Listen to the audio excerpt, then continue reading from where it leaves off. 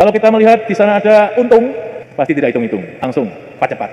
Tapi kalau harus ada pengorbanan, harus ada pelayanan, harus ada berbagi sesuatu bagi orang itu, maka orang kemudian menghitung-hitung untuk menjadi sesama manusia bagi yang lain. Saudara saya yang terkasih dalam Kristus, Kristuslah contoh menjadi sama bagi semua orang. Dia yang adalah putra Allah, turun ke dunia, menjadi hamba, bahkan menyerahkan dirinya secara utuh dan penuh melalui sengsara, wafat, dan kebangkitannya untuk keselamatan semua orang.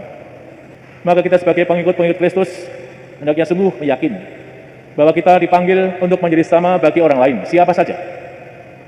Dan kita dengan demikian semakin mengasihi Allah, dan kita juga dijanjikan kehidupan yang kekal. Dan itulah jalannya.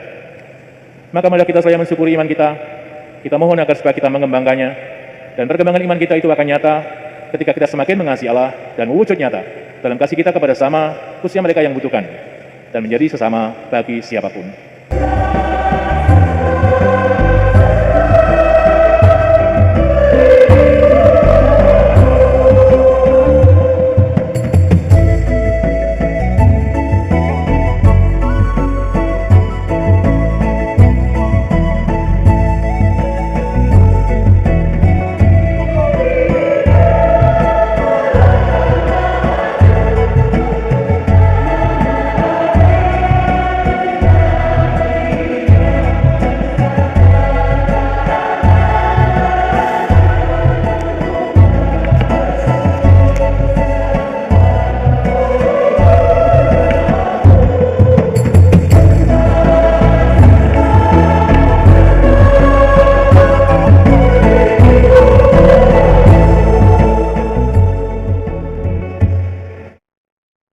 Dalam nama Bapa dan Putera dan Roh Kudus.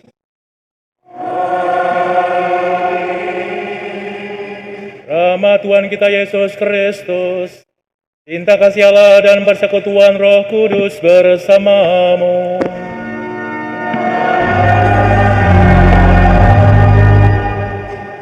Yang mulia Bapak Uskup, Bapak Ibu dan saudara-saudari, minggu ini minggu biasa yang ke-15 dan Yesus membuat perumpamaan tentang siapa yang merupakan sesama baginya. Dan perumpamaan itu kemudian dijelaskan tentang orang Samaria yang baik hati. Dalam peran Ekaristi pada sore hari ini kita juga mensyukuri 98 tahun perjalanan wanita Katolik Republik Indonesia. Wanita Katolik dipanggil untuk menjadi sesama yang baik bagi sesamanya.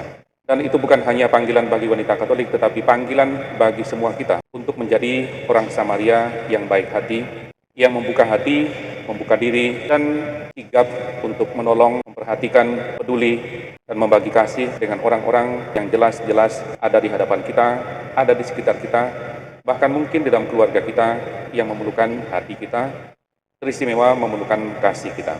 Maka malah saudara-saudari yang terkasih, kita menyiapkan diri kita untuk perayaan keselamatan kita ini. Kita bersyukur atas iman kita, atas panggilan hidup kita sebagai orang Kristiani, atas perutusan hidup kita, dan kita mohon agar Tuhan melengkapi kita dari waktu ke waktu, agar kita semakin mampu untuk melaksanakan perutusan itu. Agar kita layak untuk merayakan perayaan keselamatan ini, malah kita menyiapkan diri dengan sepantasnya. Kita akui bahwa kita orang berdosa dan mohon ampun, agar supaya kita layak merayakan misteri suci ini. Saya mengaku pada Allah yang Maha Kuasa dan kepada saudara sekalian bahwa saya telah berdosa dengan pikiran dan perkataan, dengan perbuatan dan kelalaian. Saya berdosa, saya sungguh berdosa. Oleh sebab itu saya mohon kepada Santa Perawan Maria, kepada para malaikat dan orang kudus, dan kepada saudara sekalian, supaya mendoakan saya pada Allah Tuhan kita. Semoga Allah yang Maha Kuasa mengasihani kita, mengampuni dosa kita, dan mengantar kita ke hidup yang kekal. Marilah berdoa.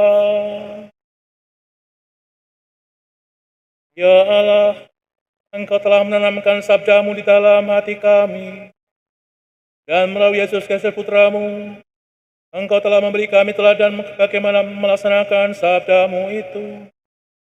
Kami mohon, doronglah kami menunjukkan belas kasih kepada sama kami, sebagaimana Putra-Mu telah melakukannya, sebab Dia Tuhan dan pengantara kami, yang bersama dengan Dikau dalam persatuan Roh Kudus, hidup dan berkuasa Allah sepanjang segala masa.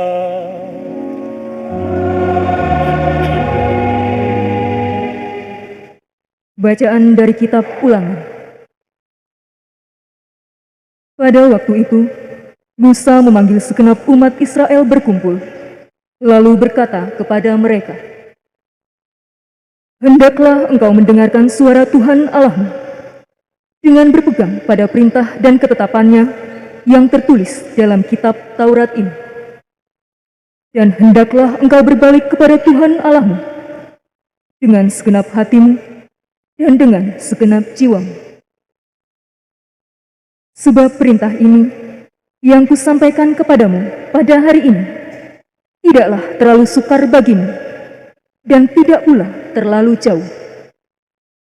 Tidak di langit tempatnya sehingga engkau berkata, siapakah yang akan naik ke langit untuk mengambilnya bagi kita dan memperdengarkannya kepada kita supaya kita melaksanakannya? Juga tidak di seberang laut tempatnya, sehingga engkau berkata, siapakah yang akan pergi ke seberang laut untuk mengambilnya bagi kita dan memperdengarkannya kepada kita supaya kita melaksanakannya? Firman itu sangat dekat padamu, yakni di dalam mulutmu dan di dalam hatimu. Hendaklah engkau melaksanakannya." Demikianlah sabda Tuhan. Hai orang-orang yang rendah hati, carilah Tuhan, dan biarlah hatimu hidup kembali. Hai orang-orang yang rendah hati, carilah Tuhan, dan biarlah hatimu hidup kembali.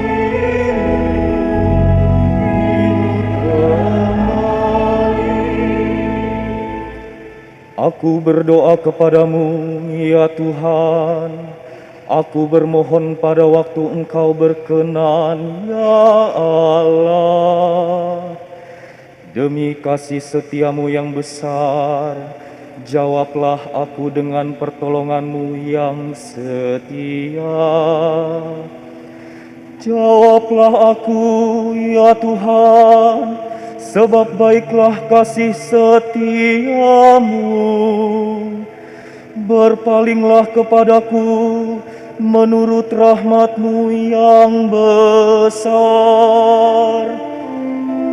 Hai orang-orang yang rendah hati, carilah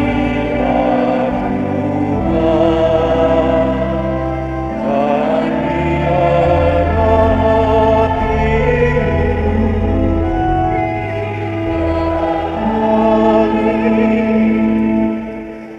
Aku ini tertindas dan kesakitan. Keselamatan daripadamu, ya Allah, kiranya melindungi aku. Aku akan memuji-muji nama Allah dengan nyanyian, mengagungkan Dia dengan lagu syukur. Hai orang-orang yang rendah hati, carilah Tuhan, dan biarlah hatimu hidup kembali. Lihatlah, hai orang-orang yang rendah hati, dan bersukacitalah. Biarlah hatimu hidup kembali, hai kamu yang mencari Allah.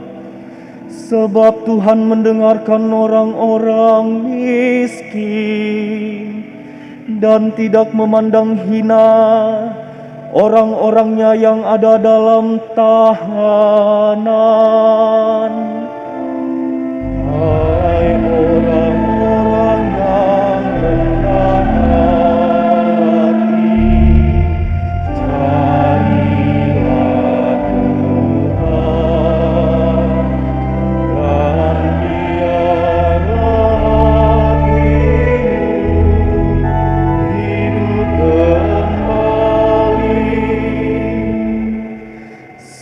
Allah akan menyelamatkan Sion dan membangun kota-kota Yehuda.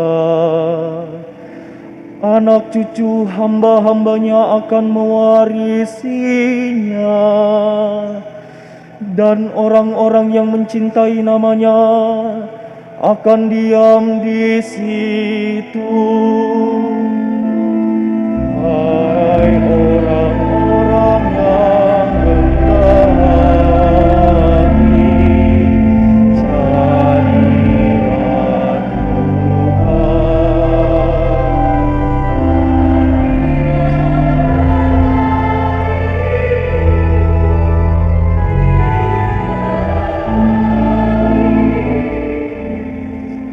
Bacaan dari surat Rasul Paulus kepada jemaat di Kolose. Saudara-saudara, Kristus adalah gambar Allah yang tidak kelihatan. Dia adalah yang sulung, yang lebih utama dari segala yang diciptakan. Karena di dalam Dialah telah diciptakan segala sesuatu, yang ada di surga dan yang ada di bumi, yang kelihatan dan yang tidak kelihatan, baik singgasana maupun kerajaan, baik pemerintah maupun penguasa. Segala sesuatu diciptakan oleh Dia dan untuk Dia. Ia ada mendahului segala sesuatu, dan segala sesuatu ada di dalam Dia. Dialah kepala tubuh, yaitu jemaat. Dialah yang sulung, yang pertama bangkit dari antara orang mati, sehingga Ia lebih utama dalam segala sesuatu. Seluruh kepenuhan Allah berkenan diam di dalam Dia, dan oleh Dialah Allah memperdamaikan segala sesuatu dengan Dirinya, baik yang ada di bumi maupun yang ada di surga, sesudah Ia mengadakan pendamaian oleh darah salib Kristus. Demikianlah sabda Tuhan.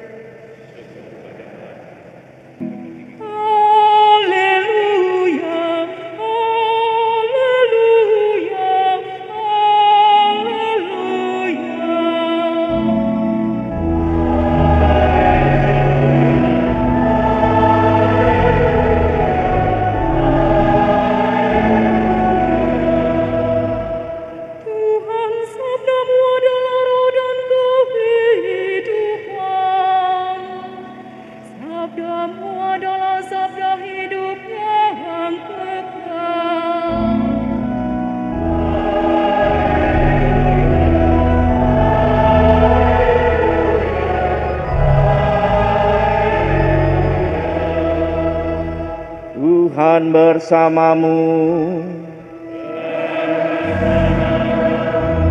Inilah Injil suci menurut Lukas.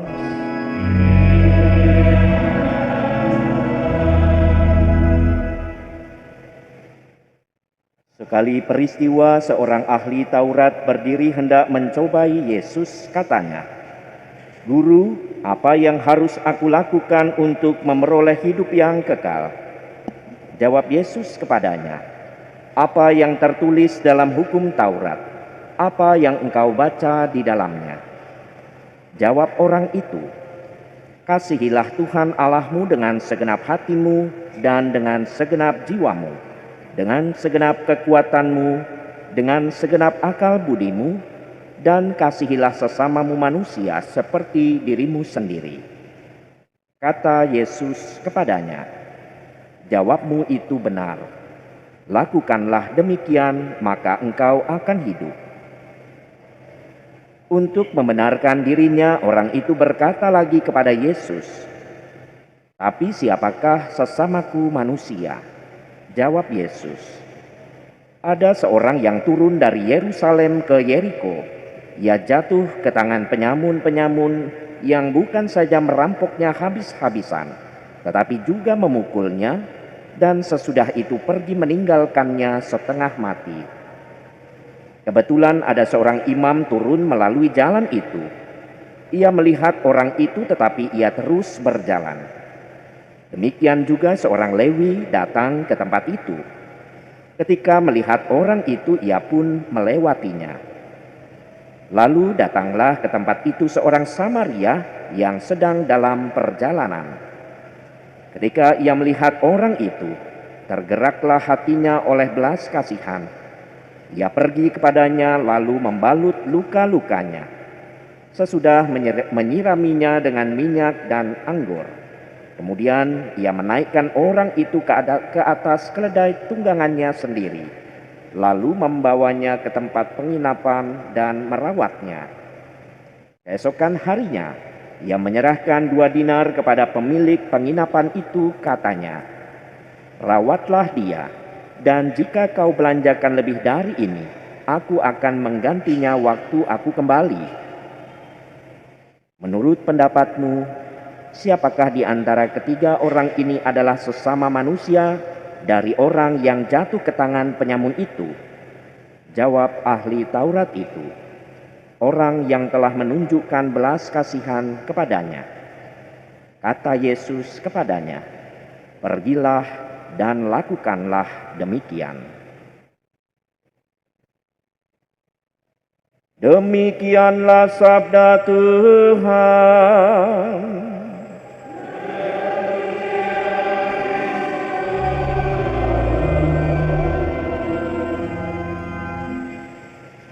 Saudari-saudara yang terkasih, baik yang ada di gereja ini maupun yang mengikutinya di tempat masing-masing, dan khususnya keluarga besar BKRI yang berbahagia. Perikopa Injil yang kita dengar hari ini biasanya diberi judul orang Samaria yang baik hati. Tetapi kalau kita mengikutinya dengan saksama,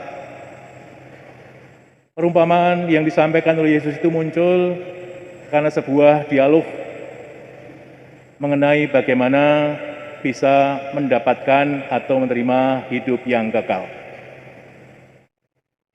Dialog antara Yesus dan ahli Taurat mengenai bagaimana memperoleh hidup yang kekal itu kemudian dijawab dengan mengacu kepada bagian dari hukum Taurat, yaitu hukum kasih. Kasih kepada Allah dan kasih kepada sama seperti diri sendiri. Saudari-saudara yang terkasih dalam Kristus, membicarakan mengenai hidup kekal memang sering kali hanya dilakukan ketika ada misa arwah atau peringatan arwah. Padahal sebenarnya mengenai hidup yang kekal itu hendaknya menjadi perhatian kita, bukan hanya ketika kita menghadapi situasi seperti itu, tapi sungguh menjadi perhatian kita dalam perjalanan kita menuju kepada hidup yang kekal itu. Benar ya? Benar? Mesti benar. Karena kita mempunyai arah terakhir, tujuan terakhir, yaitu hidup yang kekal. Bahkan dalam bacaan yang kedua ada jaminannya, yaitu Yesus yang adalah penguasa segala sesuatu. Ia telah wafat dan bangkit dan menjadi orang yang sulung bangkit dari antara orang mati. Dan itulah jaminan kepercayaan kita akan hidup yang kekal. Memang kemudian dialog itu diteruskan dengan bagaimana bisa sampai ke sana. Dan orang ahli Taurat itu menyitir bagian dari hukum Taurat yang berbicara mengenai kasih kepada Allah dan kasih kepada sesama. Mestinya dengan demikian, kalau itu dilaksanakan, akan mengantar orang kepada kehidupan yang kekal itu. Tetapi ahli Taurat masih bertanya, siapa sesamaku itu? Dan kemudian muncullah atau disampaikanlah oleh Yesus perumpamaan mengenai orang Samaria yang baik hati. Di sana dikemukakan gambaran bagaimana orang-orang yang mestinya menjadi sesama bagi orang yang menderita, orang yang membutuhkan bantuan, tapi tetap masih bertanya siapa sesamaku. Dan tidak melihat bahwa ada orang yang seperti itu nasibnya, tapi lewat saja. Bahkan digambarkan siapa yang melewatinya. Yang melewatinya adalah justru para imam. Imam yang lewat tidak melihat. Jalan terus. Levi adalah keturunan imam, keturunan bangsa atau suku bangsa imam. Tapi terus. Tidak menengok, mungkin menengok tapi terus. Tapi justru orang Samaria yang di mata orang Yahudi sebagai bangsa yang tidak atau kurang beradab, menganggap di bawah bangsa Yahudi. Tapi orang itu justru yang menolong. Bahkan pertolongannya luar biasa. Dan pada akhir perumpamaan itu, Yesus bertanya siapa yang menjadi sesama bagi orang yang dirampok itu. Dan ahli Taurat mengatakan dia yang memperhatikan dan menolong dan membantu. Maka kalau kita sungguh mengasihi Allah dan kasih kita kepada Allah mewujud dalam kasih kita kepada sesama, maka pertanyaannya bukan siapa sesamaku manusia, tapi apakah saya sanggup menjadi sesama bagi orang lain. Menjadi sama bagi orang lain sungguh terbuka untuk siapa saja. Tidak memandang dari suku mana, tidak memandang dari agama apa, tidak memandang dari kelas mana. Tapi orang-orang yang terbuka hatinya untuk membantu mereka yang memerlukan bantuan, bahkan orang-orang yang menderita utamanya, di situ orang menjadi sama bagi orang lain. Maka sebenarnya tidak akan ada pertanyaan siapa sesamaku manusia lagi. Dan itu sebenarnya kalau kita sungguh-sungguh memperhatikan, sudah ada hukum yang tertanam dalam diri kita masing-masing. Seperti dalam bacaan yang pertama tadi dikatakan, hukum Tuhan itu tidak jauh, tetapi dekat. Bahkan dalam hatimu, dalam hati kita masing-masing. Kalau kita benar-benar mendengarkan firman Tuhan yang ada dalam hati kita masing-masing, maka gerakan untuk menjadi sesama bagi manusia yang lain, khususnya mereka yang menderita, akan langsung muncul. Justru yang kadang-kadang menghalangi adalah pikiran kita sendiri, konsep-konsep kita sendiri. Sehingga ketika kita melihat itu, meskipun ada gerakan dari dalam diri kita, tapi kita kemudian menghitung-hitung. Jangan-jangan itulah hitungannya. Kalau kita melihat di sana ada untung, pasti tidak hitung-hitung, langsung cepat-cepat. Tapi kalau harus ada pengorbanan, harus ada pelayanan, harus ada berbagi sesuatu bagi orang itu, maka orang kemudian menghitung-hitung untuk menjadi sesama manusia bagi yang lain. Saudara-saudara yang terkasih dalam Kristus, Kristuslah contoh menjadi sama bagi semua orang. Dia yang adalah Putra Allah, turun ke dunia, menjadi hamba, bahkan menyerahkan dirinya secara utuh dan penuh melalui sengsara, wafat, dan kebangkitannya untuk keselamatan semua orang. Maka kita sebagai pengikut-pengikut Kristus hendaknya sungguh yakin bahwa kita dipanggil untuk menjadi sama bagi orang lain, siapa saja. Dan kita dengan demikian semakin mengasihi Allah, dan kita juga dijanjikan kehidupan yang kekal. Dan itulah jalannya.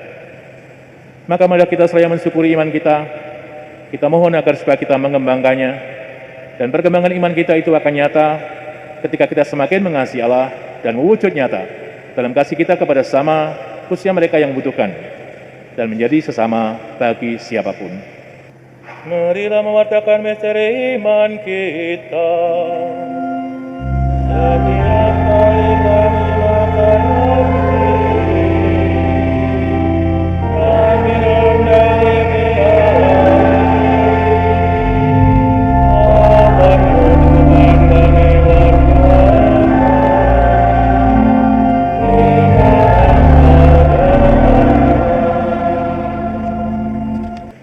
marilah berdoa.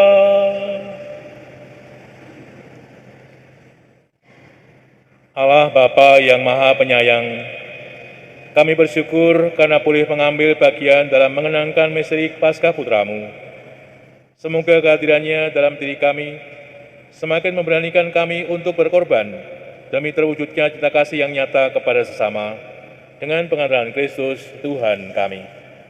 Yang mulia Bapak Uskup Agung Samarinda, Monsinyur Justinus Harjo Susanto MSF, yang kami hormati Pastor Paroki Gereja Katedral, Pastor Moses Komala Alvan Projo,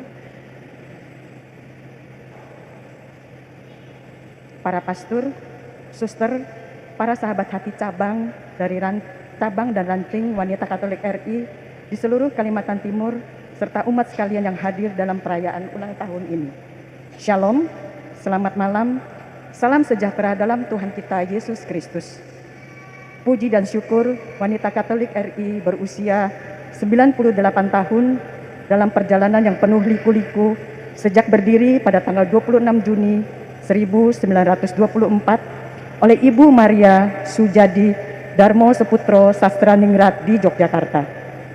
Wanita Katolik RI Kuskupan Agung Samarinda, Kalimantan Timur, saat ini memiliki 24 cabang dan 91 ranting, di mana kami semua bergembira bersama merayakannya.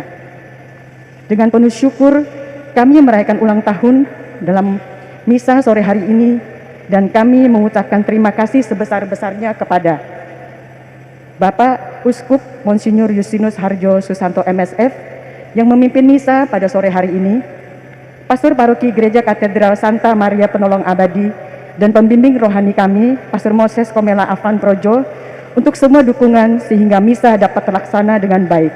Para pastor, para suster, para tamu undangan, para donatur, pasangan pendamping anggota, dan sahabat hati dari cabang dan ranting yang mengikuti misa secara langsung maupun secara live streaming. Kami mohon doa dari semua pihak agar wanita Katolik RI Keuskupan Agung Samarinda Kalimantan Timur dapat terus berkembang, membela gereja di masyarakat, dan dapat mencapai visi dan misinya. Semoga Tuhan memberkati wanita Katolik RI. Terima kasih. Saya sampaikan selamat dan berwisiat pada keluarga besar WKRI yang merayakan hari ulang tahun yang ke-98. Dan juga tentu selamat dan berwisiat kepada WKRI DPD Kalimantan Timur, Keuskupan Agung Samarinda, yang merayakan syukuran itu pada hari ini. Semoga WKRI semakin berperan besar dalam membangun kebersamaan, juga membangun negeri ini bersama dengan unsur-unsur dan elemen masyarakat yang lain. Tentu kita sekalian juga diharapkan membangun negeri ini dengan cinta kasih. Tapi sungguh tidak begitu mudah karena tantangannya ada di depan mata kita. Tapi kita tidak akan kecil hati karena kita disertai oleh rohnya, roh Allah sendiri. Untuk itu malah kita mohon berkat-Nya. Tuhan bersamamu, Allah yang Maha Kuasa memberkati saudara sekalian, Bapa dan Putra dan Roh Kudus. Saudara sekalian, pergilah, misa sudah selesai.